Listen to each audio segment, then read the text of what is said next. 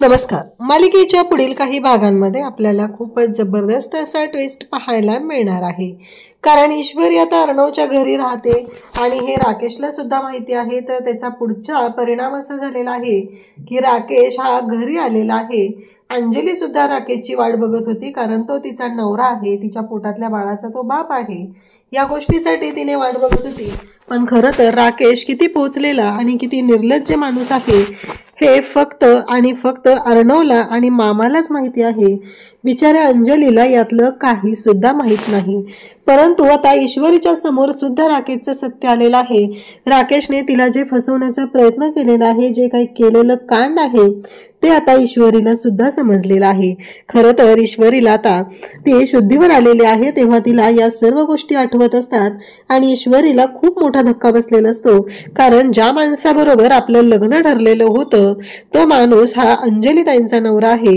ही गोष्टच ईश्वरीला सहन होत नसते. म्हणजे तिला विश्वासच बसत नाहीये की राकेशजींवरती आपण एवढा विश्वास ठेवला. हेच ते राकेश जे आहेत ज्यांनी मला नोकरी मिळवून दिलेली होती. इव्हन इंदोरला आमच्यावरती जो हल्ला झालेला होता तो हल्ला उधळून लावलेला होता. त्याचबरोबर मुंबईत आल्या त्यांनी मदतीचा हात पुढे केला. हे सगळं ईश्वरीला आठवत असतं. ईश्वरी मात्र विचार करू लागलेली आहे की हे कसं शक्य आहे, हे तेच राकेश जे आहेत का, हा प्रश्न तिला पडलेला असतो. पण हो, तोच राकेश आहे याची खात्री सुद्धा तिला पटलेली असते. आता ईश्वरी जागी होते तेव्हा अर्णव तिथे सोफ्यावरती कडेला झोपलेला असतो आणि तो अगदी बसल्या बसल्या तसाच झोपी गेलेला असतो. हे ईश्वरीच्या लक्षात येतं. मग ईश्वरी उठते आणि तिला तहान लागलेली असते. तर तिने पाणी नसतं म्हणून आता खाली पाणी आणायला जायचा विचार करत असते. त्याच वेळेस ती उठते आणि पाहते तर काय, अर्णव तिथं आहे. मग अर्णवच्या अंगावरती पांघरूनही घातलेलं नाहीये म्हणून तिनं विचार करते की अर्णव सरांच्या अंगावरती पांघरून घालूया. खरं तर ईश्वरीला खूप वाईट वाटत आहे. अर्णव सरांशी आपण किती चुकीच्या पद्धतीने वागलेलो आहे. ज्या माणसांची काहीही चूक नव्हती त्या माणसाला आपण इतका दोष दिलेला आहे, एवढं वाटेल ते बोललेलो आहे. आणि या राकेशची आपण इथे खूपच चांगलं त्याला समजत होतो. ह्या राकेशने खूप छान केलेलं आहे असं वाटत होतं आपल्याला. पण या राकेशनेच किती वाईट वागलेलं आहे ही गोष्ट ईश्वरीच्या सुद्धा लक्षात आलेली असते. आणि म्हणूनच ईश्वरीला आता खूप वाईट वाटत असतं. अर्णवची माफी सुद्धा मागावी वाटत असते आणि म्हणूनच तिने अर्णवकडे पाहत असते. परंतु अर्णव झोपलेला आहे म्हणून तिने अर्णवच्या अंगावरती पांघरून टाकते. खरं तर तिला खूप एकदम असं हे वाटत आहे की अर्णव सरांशी आपण चुकीचं तर वागलो नाहीये ना. अर्णव सरांचा याच्यामध्ये काय दोष होता. कारण अर्णव सरांनी प्रत्येक वेळेस माझ्याकडे येऊन मला सत्य सांगण्याचा प्रयत्न केलेला होता. जी परिस्थिती आहे ती माझ्या पुढे आणण्याचा प्रयत्न केलेला होता. पण मी काय केलं, मी अर्णव सरांना दोष देत गेले, मी अर्णव सरांना चुकीचं ठरवत गेले. खरं तर याच्यामध्ये अर्णव सरांची चूक नव्हतीच. मग मी असं का वागलेले आहे, असे अनेक प्रश्न आता ईश्वरीला पडलेले असतात आणि ईश्वरी मात्र विचार करायला लागलेली असते.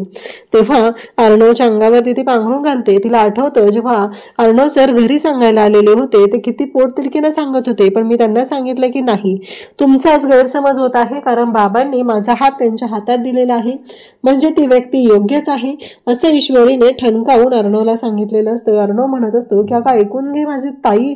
तेव्हा ती म्हणते की आता तुम्ही अंजली ताईला मध्ये आणू नका. हे शब्द सुद्धा तिला आठवत असतात. आता ईश्वरीला वाईट वाटायला लागलेलं आहे. ईश्वरी म्हणत असते की नाही, अर्णव सरांची जर याच्यामध्ये काही चूक नसेल तर अर्णव सरांना या चुकीची शिक्षा भोगू मी देणार नाही असं ईश्वरीने ठरवलेलं असतं.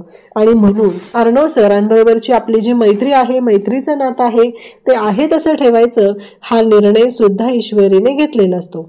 तर ईश्वरी आता अर्णवच्या अंगावरती पांघरून घालते आणि खाली येते. हा राकेश जो आहे तो वाटच बघत असतो की ईश्वरी कधी एकदा खाली येते आणि ईश्वरी एकदा का खाली आली की आपण तिला चांगलंच आपल्या ताब्यात घ्यायचं हा विचार इकडे राकेशने केलेला असतो. ईश्वरी खाली येते, किचनमध्ये जाते, पाणी घेते आणि ती पाणी पित असते. तर अचानक दरवाजा तिला उघडा वाटतो. ती म्हणते असं का झालं म्हणून ती घाबरते, पुन्हा पुढे जाते आणि दरवाजा लावायला जाते. ती म्हणते की असं कसं हा दरवाजा उघडला असेल हे तिच्या डोक्यात सुरू असतं आणि म्हणूनच दरवाजा बंद करण्यासाठी तिने दरवाजाच्या जवळ जाते आणि मागं फिरते. तोपर्यंत पाठीमागं येऊन राकेश उभा असतो. कारण तिला आता धक्का बसलेला असतो की आता काय होणार. हा मोठा प्रश्न तिच्या पुढे उभा राहिलेला असतो का हा राकेश असा कसा येऊन पुढे उभा राहिला आणि असा दत्त म्हणून नजर राहिल्यासारखा राहिलेला आहे. काय आहे हे सगळं, हा प्रश्न तिला पडलेला असतो आणि ती घाबरलेली असते. तेव्हा राकेश मात्र तिला म्हणत असतो की माझी इंदोरी जिलेबी घाबरली कशी? आणि घाबरायला काय झालं तुला? मीच आहे ना, दुसरं कुठं कोण आहे? आणि एवढी कशाला घाबरतेस तू? असं म्हणत राकेश तिच्याशी बोलत असतो, तिला म्हणत असतो की घाबरू नको, मीच आहे इथे, दुसरं कोणी नाहीये आणि तुला कोणी काही करणार नाहीये.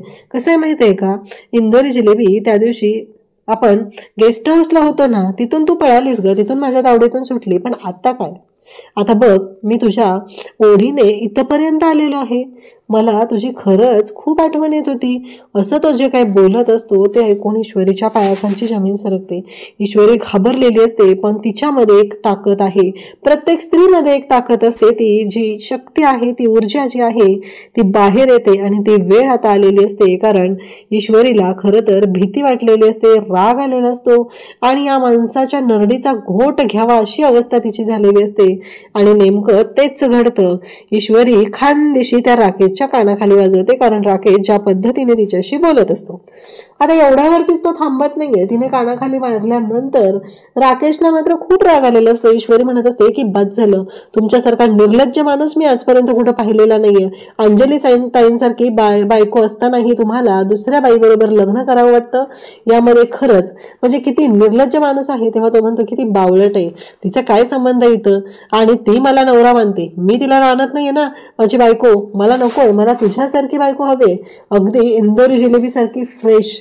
असं तो जे काही बोलत असतो ते ऐकून ईश्वरीला धक्का बसलेला असतो. ईश्वरी म्हणत असते की काय करायचं या माणसाचं, म्हणजे कशा पद्धतीने या माणसाला वागलं पाहिजे, बोललं पाहिजे, हा प्रश्न मात्र तिला पडलेला असतो. आणि ती म्हणत असते की नाही, काहीही झालं तरीही मी आता शांत राहणार नाही आणि या माणसाला मी जन्माची अद्दल घडवणार आहे, असं ईश्वरीने ठरवलेलं असतं. आणि ते सान त्याच्या कानाखाली मारायला सुरुवात करते.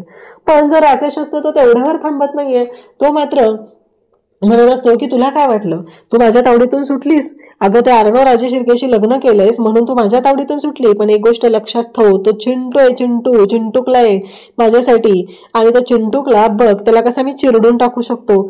असं सगळं तो बोलत असतो. तेव्हा मात्र ईश्वरीला राग येतो. ईश्वरी तिथून धावतच रूमकडे जाते. पण आता राकेशने ठरवलेलं असतं की नाही, कसं आहे माहितीये का, तो म्हणतो की एकदा आता माझ्या तोंडाला रक्त लागलेलं आहे, मी वाघ आहे वाघ, आता तिला मी तिला माझं केल्याशिवाय मी सोडणार नाही, अशा पद्धतीने तो घाणेरड्या भाषेत बोलत असतो. आणि तेव्हा मात्र इकडे ईश्वरी घाबरून पळत सुटलेली असते. दुसऱ्या दिवशी पुन्हा तेच घडतं. तेव्हा अर्णव तिथे येतो, कारण राकेशने येऊन ईश्वरीला पाठीमागून घट्ट मिठी मारलेली असते. ईश्वरी जोरात किंचाळते. त्या क्षणी अर्णव तिथे आलेला असतो आणि अर्णवने त्याला बाहेर नेऊन चांगलाच धुतलेला असतो. तेव्हा मात्र अर्णव पुन्हा ईश्वरीला सांगू लागतो की हे बघ, घाबरण्याची अजिबात गरज नाही, मी आहे नाही ते, आज जे झालं ते शेवटचं, यापुढे तो तुझ्या आजूबाजूलाही फिरकलेला तुला दिसणार नाही. कारण तुझ्या अंगाला टच करायचं तर लांबचीच गोष्ट, पण तुझ्या आजूबाजूलाही मी त्याला फिरकू देणार नाही, अशा पद्धतीमध्ये अर्णवने तिला सांगितलेलं आहे, तिला विश्वास दिलेला आहे, तिचा हात हातात घेऊन तिला ते वचन दिलेलं आहे. अशाच अपडेटसाठी चॅनलशी कनेक्ट राहा. थँक्यू.